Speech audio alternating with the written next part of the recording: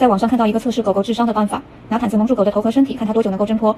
狗的智商呢分4个级别，学霸级别的30秒之内就可以挣脱，普通的狗呢31秒到2分钟之内可以挣脱，学渣级别呢属于比较笨的，尝试挣脱但是都不要毯子，连挣脱都不尝试的属于无药可救的级别。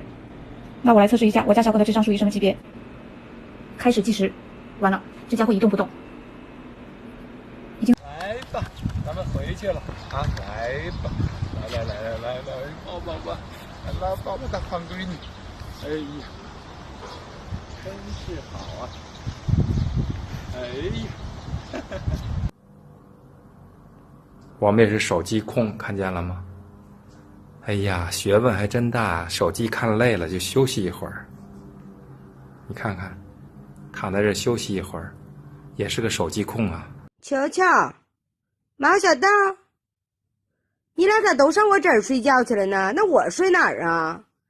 赶紧找自己地方去，快点，赶紧的！咋都不动地方呢？乖，马上出去啊！不动，乖不乖？哎，那个妈妈乖不乖？啊？那口是谁的？我看，不许动，等着，等着。